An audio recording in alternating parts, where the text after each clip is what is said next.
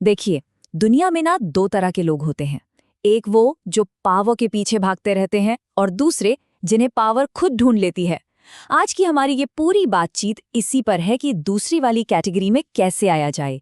तो चलिए शुरू करते हैं।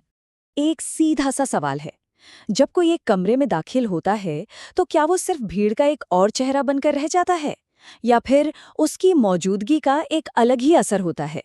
बस यही वो पहेली है जिसे आज हम साथ मिलकर सुलझाने वाले हैं।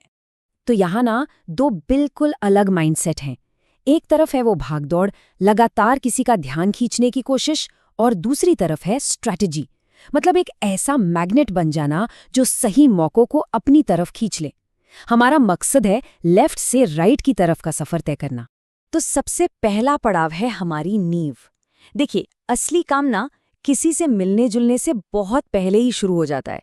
ये सब तैयारी का खेल है, और सबसे पहले ये समझना जरूरी है कि आखिर ये खेल है क्या। तो ये पावर सर्कल क्या चीज़ है? ये कोई अमीर या मशहूर लोगों की लिस्ट नहीं है, नहीं। ये असल में उन लोगों का एक चुना हुआ ग्रुप है जिनका असर, जिनका ज्ञान या जिनका नेटवर्क हमारे किसी खास लक्ष्य को पाने में सीधे सीधे तेजी ला सकता है। एक बात हमेशा ध्यान में रखनी चाहिए, हर बड़ा नाम हर किसी के काम नहीं आता। अच्छा, तो अपना पावर सर्कल बनाने के ना 3 बहुत ही सीधे साधे स्टेप्स हैं। सबसे पहले तो अपने गोल्स, अपने लक्ष्य बिल्कुल साफ साफ लिखने हैं। फिर ये सोचना है कि इन लक्ष्यों तक पहुंचने के लिए किस तरह के लोग सबसे ज्यादा मददगार साबित हो सकते हैं। और आखिर में अपनी पूरी की पूरी एनर्जी सिर्फ उन्हीं लोगों पर लगानी है, बाकी सब पर ध्यान ही नहीं देना है। किसी से भी कनेक्शन बनाने से पहले ये एक सवाल खुद से पूछना बहुत जरूरी है कि भाई, क्या ये इंसान सिर्फ तस्वीरों में अच्छा लगने के लिए है, या फिर वो असल में इस सफर को आगे बढ़ाने में मदद करेगा? बस यही एक सवाल है जो किसी को भी सही रास्ते पर बनाए रखेगा। एक बार लक्ष्य तय हो गए तो फोकस खुद पर लाना होगा। देखिए, जो लोग पावरफुल होते हैं ना, वो उन्हीं से जुड़ते हैं जो उनके लिए किसी काम के हों। तो ईमानदारी से ये सवाल पूछना बनता है, टेबल पर ऐसा क्या लाया जा रहा है जो किसी शक्तिशाली व्यक्ति के काम आए? वैल्यू का मतलब सिर्फ पैसा या स्टेटस नहीं होता।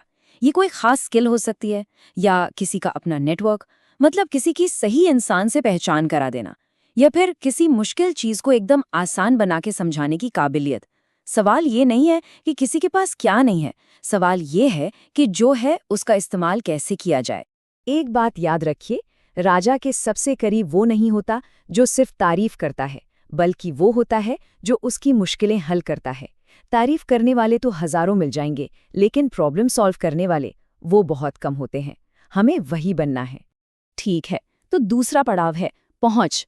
अब तैयारी तो हो गई, अब वक्त है अपनी चाल चलने का। यहाँ हम सीखेंगे कि कैसे एक स्ट्रेटेजिक तरीके से कांटेक्ट बनाया जाता है। मैकियावेली का ये आइडिया तो कमाल का है। वो कहते हैं, सीधे राजा के पास मत जाओ, पहले उसके दरबार में पहुंचो। अगर सीधे किसी पावरफुल इंसान के पास जाने की कोशिश की तो ज्यादातर चांस है कि नजरअंदाज कर दिए जाएंगे। असली स्ट्रैटेजी है उनके सिस्टम में धीरे धीरे अपनी जगह बनाना।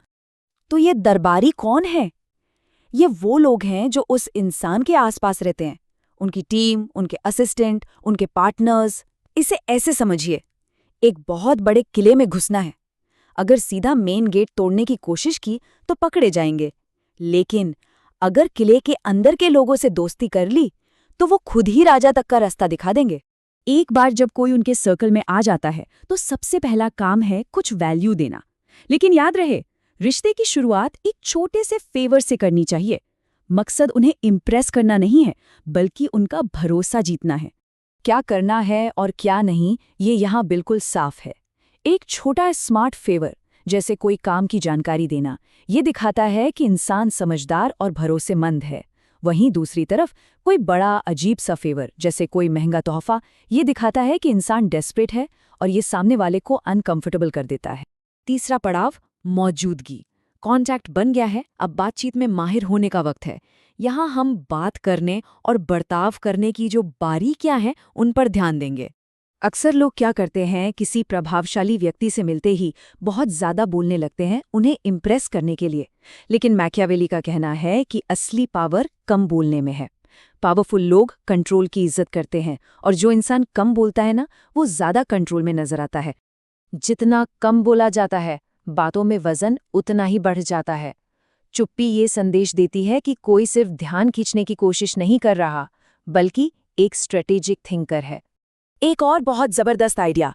लोग अक्सर सोचते हैं कि किसी के बहुत ज्यादा करीब जाने से या हर वक्त हाजिर रहने से रिश्ते मजबूत होते हैं, लेकिन सच तो ये है कि ये कमजोरी दिखाता है।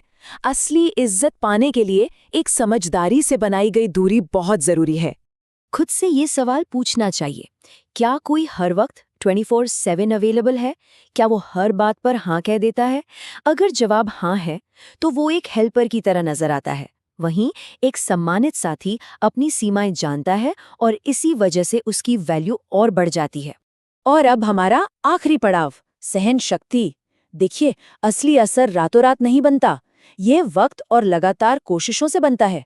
ये एक मैराथन है, 100 मीटर की दौड़ नहीं। तो ये प्रोसेस काम कैसे करता है?